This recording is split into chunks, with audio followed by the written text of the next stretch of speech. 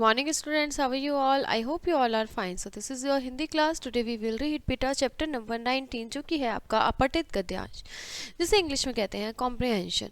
अपठित का अर्थ है जो पहले नहीं पढ़ा हो, अर्थात निर्धारित पाठ्यक्रम से अलग हो। नवीन पाठ्यक्रम के अनुसार परीक्षा में विद्यार्थियों से अपठित गद्यांश के साथ साथ अपठित काव्यांश पर भी आधारित प्रश्न पूछे जाएंगे। इसमें विभिन्न प्रकार के प्रश्न पूछे जाएंगे, जैसे संक्षिप्त उत्तर, बहुविकल्पीय प्रश्न और व्याकरण संबंधी प्रश्न। अपठित गद्यांश तथा काव्यांश को हल करते समय ध्यान देने योग्य बातें।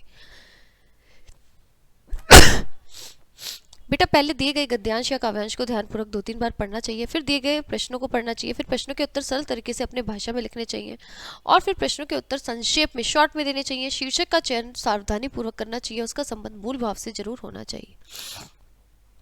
अपठित गद्यांश पंचतंत्र आचार्य विष्णु शर्मा द्वारा रचित नीति, व्यवहार एवं जीवन कथाओं का अनूठा संग्रह है। इसकी कथाओं में शिक्षा, मनोविज्ञान का अनुपम समावेश है।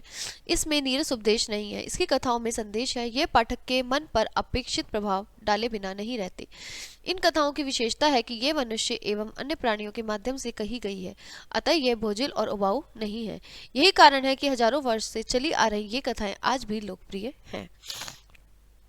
इस गद्यांश को पढ़कर निम्नलिखित प्रश्नों के उत्तर दीजिए। पंचतंत्र के लेखक का नाम क्या है? पंचतंत्र के लेखक का नाम बेटा आचार्य विष्णु शर्मा है। देखिए किस प्रकार की कथाएं हैं इसमें, जो शिक्षा, मनोविज्ञान से रिलेटेड नीति, व्यवहार और जीवन की कथाएं हैं।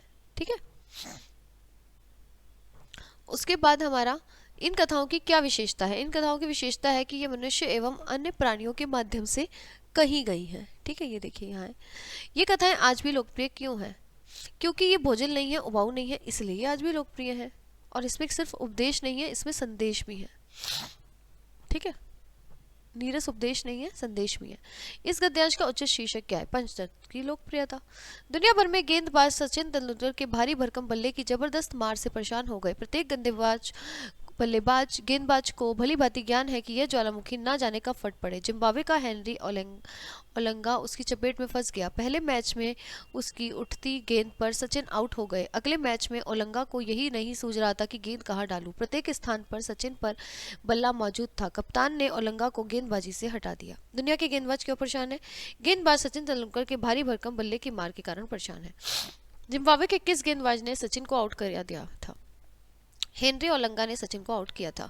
सचिन ने इसका बदला कैसे लिया? ओलंगा जहां भी गेंद फेंकता, सचिन का बल्ला वहीं मौजूद रहता था। कप्तान ने बेटा क्या किया?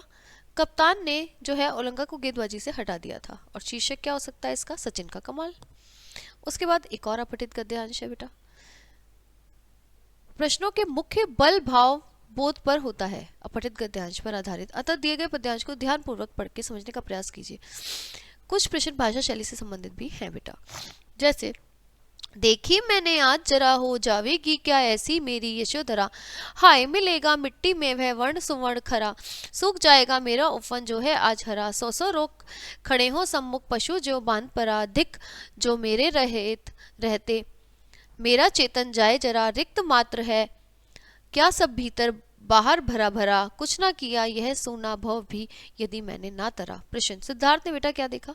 देखिए सिद्धार्थ ने क्या देखा? सिद्धार्थ ने बूढ़े व्यक्ति को देखा।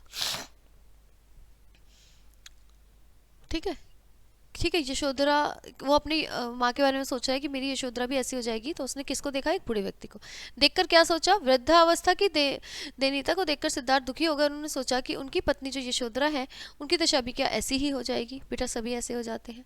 उनके मन में क्या चिंतन चल रहा था? उनके मन में ये चिंतन चल रहा था कि वह सोच रहे थे कि जीवन इस प्रकार दीनहीन हो जाएगा, उसे दूसरों के सहारे पर निर्भर रहना पड़ेगा। ऐसे जीवन को धिक्कार है। यदि मैंने इस सूने निस्सार संसार से पार नहीं पाया तो मैंने जीवन में कुछ भी नहीं किया, ऐसा वो सोच रहे थे। इस तथा ऐसी ही अन्य परिस्थितियों का सिद्धार्थ के जीवन पर क्या प्रभाव पड़ा? सिद्धार्थ सब कुछ त्याग कर ज्ञान प्राप्ति के लिए निकल पड़े और उन्हें बुद्धत्व प्राप्त किया, ऐसा उनके जीवन पर प्रभाव पड़ा। ठीक है बेटा, तो ये थे हमारे गद्यांश, अपठित गद्यांश, कॉम्प्रिहेंशन, जिसमें हमारी कविता भी हो सकती है और पाठ संबंधी भी हो सकते हैं। ठीक है, तो ये चैप्टर आपको यहीं पे और होता है, चैप्टर 19। ठीक है, अब we will see in the next class. तब तक के लिए bye bye, have a nice day students, do practice more comprehensions. Okay, bye.